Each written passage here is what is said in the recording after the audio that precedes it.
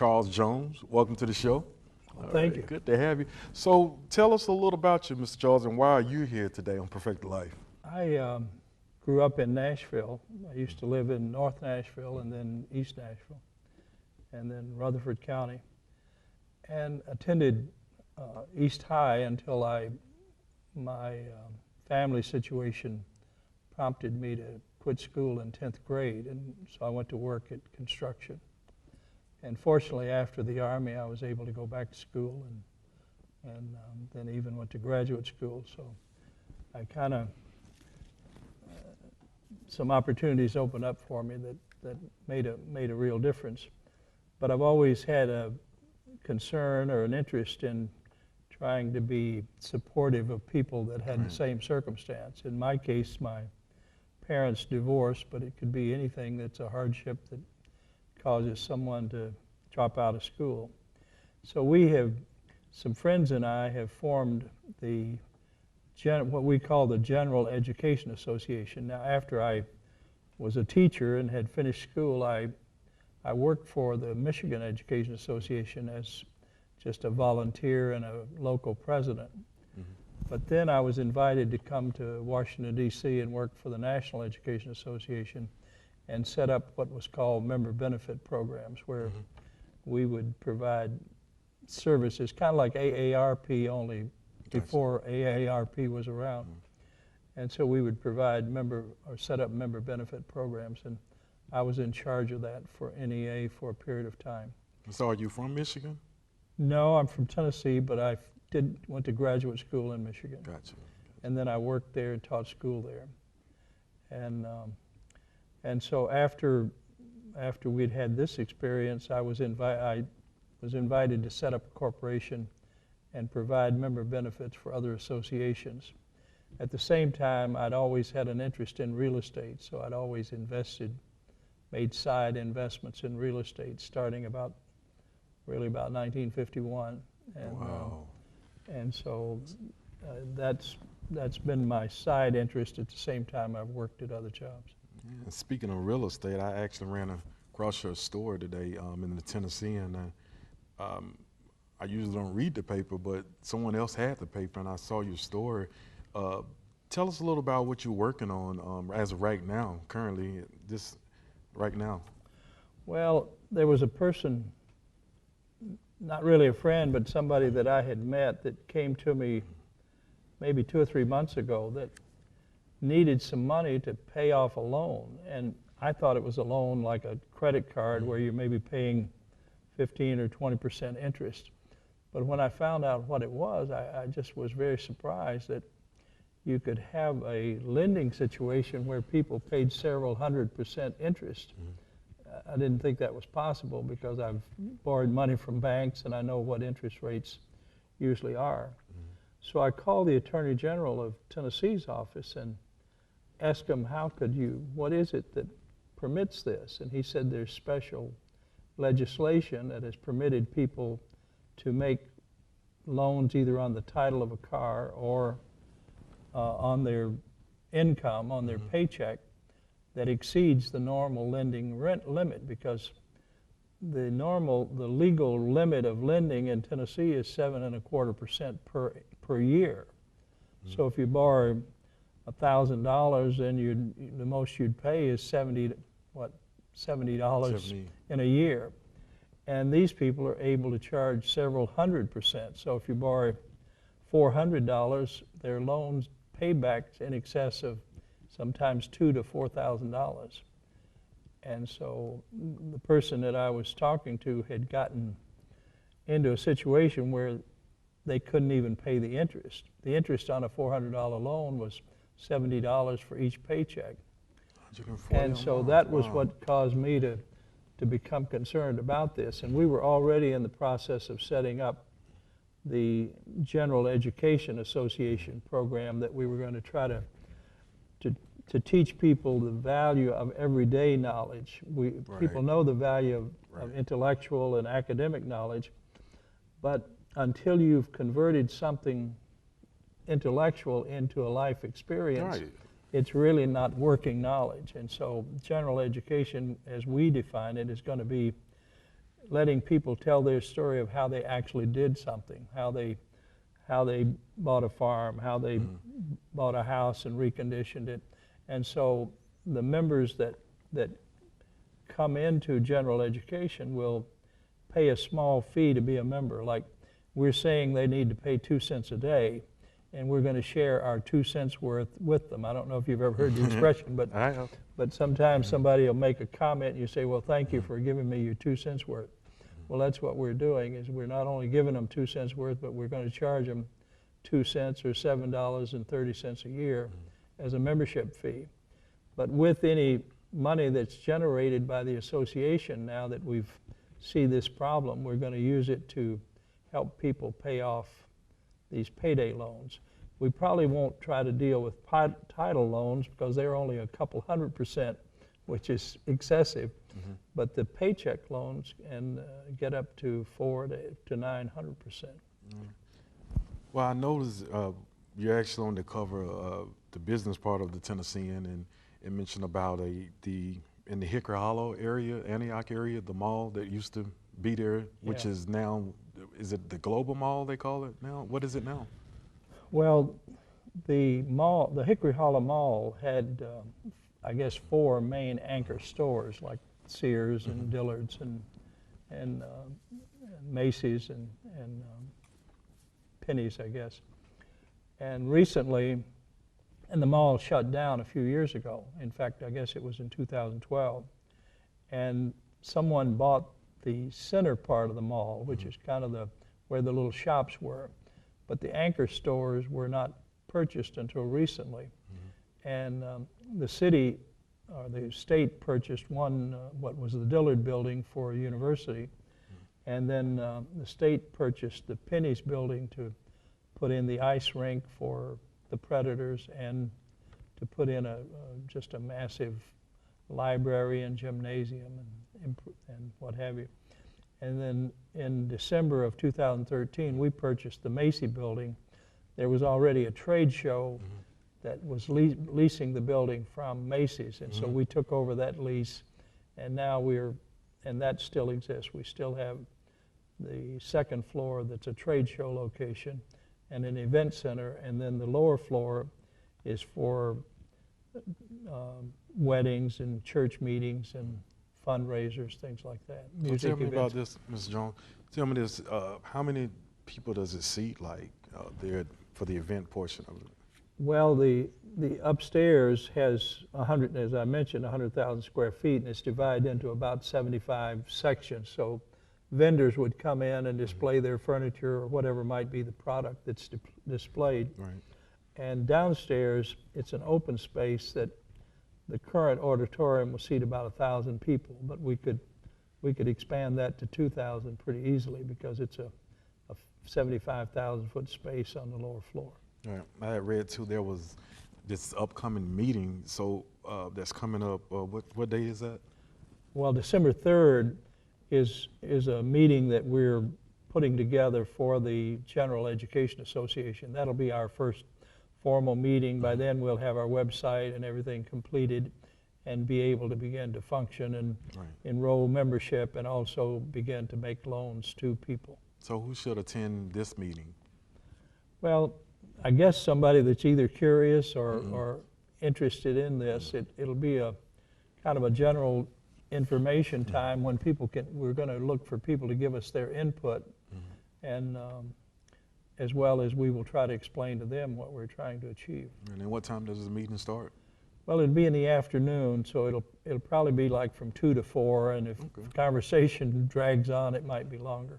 Okay, good, because I mean, it's a huge building. I actually remember going to that Macy's, and y'all purchased like, what does it say, $1.6 million. That's a huge building. It's a lot going that can be done within that building. It's big space. I've bought a lot of buildings in the past. I have, surprisingly, I've been able to buy things that, and again, financing was the means of doing it. I've never bought anything that I actually had the money to buy. So financing is a very important subject to me, but I've never paid excessive finance rates to do anything. And so I borrow maybe large sums of money for for the kind of cost that people pay for these little loans. It's really disappointing. So how did you get the heart to actually want to do this, to help people? I mean, we know a lot of people want to help people, but to put yourself at risk. Well, I'm venturesome, and I've never seen anything that had this much potential to help somebody. We've tried to help people with maybe help them on their rent or something. But when somebody's paying 400 to 900% interest, and you for a few $100s can help them get out of that. Now it's up to them whether they stay out or not. In other words, what we would try to do is loan them the money to get out initially and set it up on a small payment schedule. Like the $400 would cost them like $42 a month.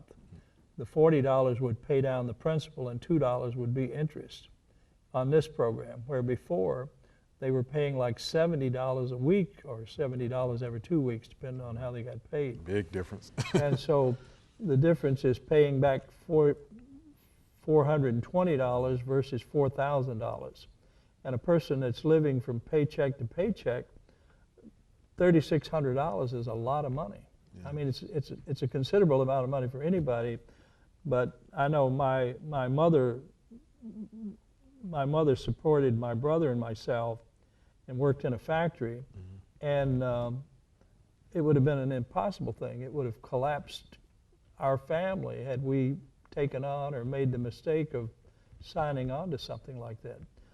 But having lived in East Nashville and having quit school to go to work when I was 16, I kind of know where people are when they're in a situation like this. All right, you mentioned your targets for the starting off with the Antioch area, that vicinity right there.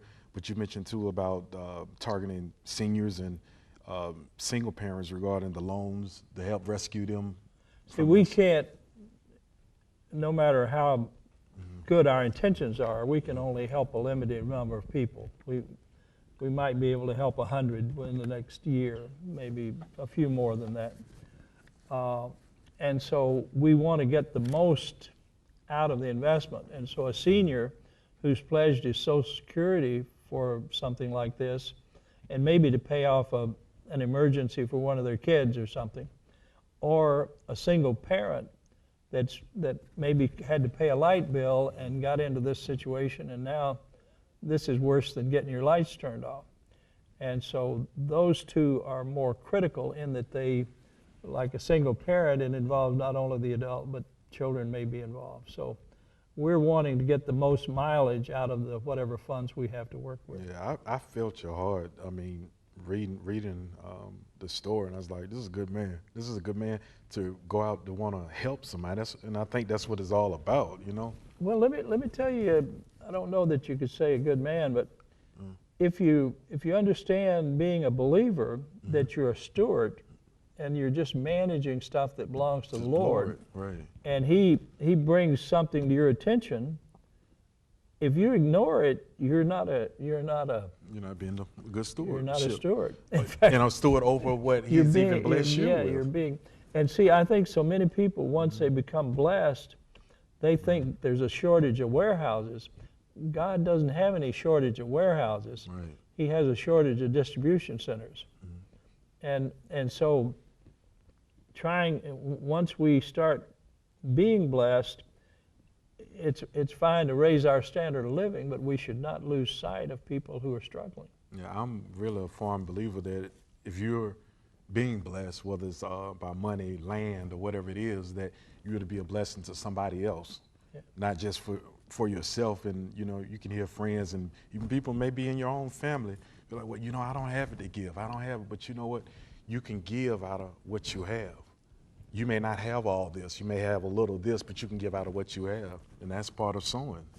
It's critical. And but how could you find a situation where that you can get a 400 to 900% return on your investment for your client? If you think of the person borrowing money as being a client, not somebody that's simply borrowing money, if you were a money manager and you could get somebody 400%, they'd think you were the smartest guy in town. Yeah. I had read too in the story, there was a Metro councilman, Jacoby, No, Miss that's a Jacoby lady. Dow. Yeah, Dow. that's our councilwoman Yes. in our area. Right, and I like what she had mentioned, quote unquote. She says, the proliferation of certain types of business impacts our efforts to attract the types of business our community wants to see. And she goes on to say, it also devalues the community as a whole. It adversely affects property values. Is that true? Well, I'm not trying to paint anybody the bad guy, and just like I'm not trying to paint myself the good guy. I'm just saying, here's a problem that an entrepreneur is crazy if he doesn't take advantage of. In other words, if you learn how to make 400%, even though you're not making it for yourself, you've learned something valuable. And it doesn't take much of that type of insight to, like when I buy, I remember I was trying to help a fellow one time and he became suspicious. He said, why would you help me? He said, my mother's kicked me out of the house and my boss has fired me and I'm in trouble with the police. Why would you help me? And I said, son, I'm a business person, and when I look for a business deal, I want the most return for the least amount of investment. When I look to help somebody, I want the least return for the most amount of investment. I said, you're the riskiest thing that's come down the pike. And he Gotcha. kind of laughed. He understood what I was saying, even though obviously he wasn't an astute person. Ms. Jones, why do you think there's so many advanced payday loans and check pay centers just about on every corner in certain parts of Nashville than other parts? Why there's so many? Because you can Well, see, literally people in Brentwood don't pay high interest rates. They go to the bank and probably get a line of credit. See, like, I don't have, maybe I shouldn't say I don't have, the money that I'm using to make these loans, I'm getting a loan on my home for this initial funding of $25,000, $50,000. And I can get a loan for $50,000 for not much more than somebody in one of these situations pays for $500. So in other words, I can take funds from borrowing against my house and loan to these people and offset their cost of 400 to 900% by my paying 4 or 5%. Gotcha. So it's too good a deal to pass up, even though the deal doesn't go directly to yourself. I got you. So what do you hope to gain out of this meeting that's going to take place coming up? Well, I think there are a lot of people that really, if they knew that their neighbors were struggling this amount, I'm not trying to paint people making a lot of money into a bad slot, but if they knew some of their neighbors were struggling to this extent, they would be uncomfortable until they tried to help do something about it. Right. Nashville is probably one of the most sensitive places that I've ever seen. I've lived in a lot of places where people really kind of think with their heart as well as their head. Right. But not everybody. Well, we would hope not everybody thinks that way. Then there wouldn't be any loss to work with. Right. And You can't offer this plan of salvation if everybody's saved. Right. I mean, because that's what we need to be. Sometimes we need to be ministered to, but at the same time, we got to minister to people too.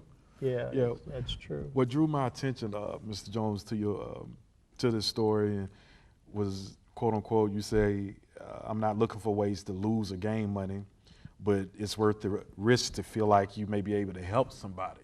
Is that true? Well, This is from the Tennessean. picture somebody that gets accused of being an entrepreneur.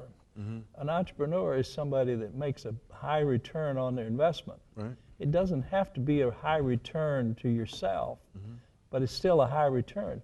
This is one of the highest returns you can make on your investment. Really? So if you get away from the idea of you want the whole slice of pie, if you could serve this much for this little, it's hard to pass up. I couldn't buy a rundown house in East Nashville for what I can help 100 people get out of a bad situation. That's good. Now, which is a better investment? Right. I got you. So why Antioch? Well, that's where I am. That's where you are. Yeah, That's if I've got a business in Antioch, why not makes Antioch sense. be the place? Of course, Brentwood, you could do the same thing, but I don't think you'd get any traffic. Okay, I got you. There's probably people struggling in Antioch, but you couldn't help them with $400. They may need a $5,000 payment on their mansion this month, but $400 wouldn't be enough for them to sneeze on. Is there anything that you want to share with the viewers that are watching in regards to your organization, the General Education Association? Well, let me tell you what I think General Education Association is. Having worked in formal education, you know, university and associations and what have you, and having taught in public schools, in the normal education program, you supply information that people receive in their intellect. And then you're hoping as a teacher that they transfer it from their intellect into their working knowledge. Right, right. If you just present it to them and they never find an everyday use for It's it, not beneficial. then they've spent a lot of money for very little. Now, the other day I was reading something that just gave me an insight that was surprising. When you know something intellectually and you make application of it, it moves into a different memory bank, in effect. And so and the thing that I read was that when Mary was observing Jesus in the temple when he was 12 years old, she was so amazed that it says she treasured these things in her heart. She stored these things in her heart. Well, anytime you have an experience that moves from your head to reality, that's where your heart is. And here's the surprising thing. God has provided you not only this archive in which your memories are stored, but also it's as if you had your own librarian that brings you an awareness of that memory when you encounter something in your everyday life. And so here you are, you run into a situation, and something comes to your mind and says, that's like the time so-and-so. Right. And so your life creates a balance to where intellectually you're observing something, and then experientially or emotionally, you've actually already encountered something that it reminds you of, and it gives you some guidance in how to handle today's activity. Now, there's a passage that says, the good man out of the good treasure of his heart. So if you've made some good decisions in the past, you've really got a reference to draw from in this same situation today. Now, if you've been as dumb as a knot on a log, you don't have much to draw from, but you may have a new point of view where you can see that was inadequate. You know, I shot my foot off. I don't think I want to do that again today. I like you mentioned that because I just believe that there's time to see some manifestation, you know, not in our spirits, you know, shout and be happy with God, not just because of what he's given us, but just because of who he is. And like you said, we need to be a good steward over the things that he has blessed us with, because it's not our own. We're not our own. Yeah, you know, we're stewards. Right, right. And I think when you look at it that way, it becomes a pretty simple process. Somebody asked me not long ago when I was about to have my 84th birthday, said, "What's the best year you've ever had?" And I said, 84. I like that. The one you got is the one that's the best. Because if you say, you know, when I was 30, you know, because that's saying I want to go back to that age. Yeah, if you're trying to relive the past, you're putting your hand to the plow and looking over your shoulder. You're not going to plow a straight row. Right. So what do you see yourself doing in the next 5 years? Well, I'm going to try to stay alive. I'm exercising some. I want to try to be back in shape by the time I'm 85, which is next June. Right. And you So working I've on? Are you working on that? Started working out. That's good. That's But good. I'm not going to run in a marathon. But I have a farm where they do marathon runs, but I don't get into them. But sometimes I walk over the same trail. Yeah. I'm lucky to be able to walk over it, where some people try to run over it. Now, do you have any children? We have 3 daughters. 3 daughters. Are they in Nashville or? 2 are here and one's in Washington. Okay. So are they, any of your children, a part of the foundation or the General Association, Education Association? No, I have one daughter that's a partner with me on a farm that I own, but my other kids are smarter than that. They can use their money more wisely than have me manage it. So are you usually there at the office there? There in I don't Antioch? really keep office hours. I've got an office, but when people say you're going to be in your office, they really mean Starbucks. Because that's usually the way you meet. Well, one time I jokingly told somebody, I said, you never have to retire if you just go to work later. You go in later and later until you get there at noon, and then you go to lunch and you start leaving earlier and earlier. And so that's a form of retirement. But so I leave the house about 11 and go to Starbucks and have coffee and rest a while. Well, I can say from you being a 10th grade dropout and going back and pursuing all this, how does that make you feel? How does it make you feel? Well, I just, it's like I told somebody, they said something about the weather. I said, well, I don't get concerned about whether it's hot or cold. I just enjoy weather. We've got a problem if we don't have weather. And whatever kind it is, we can put a coat on if we need to. See, if when I lived in a tough neighborhood, if I started to get beaten up, I couldn't call my big brother. I was the big brother. And that's kind of the way life is. When you run into a situation that needs dealing with, you don't call your big brother. You just pretend to be the big brother and wade into it. Well, you sound like a big brother, and it's glad to have you, and we're going to Well, come out there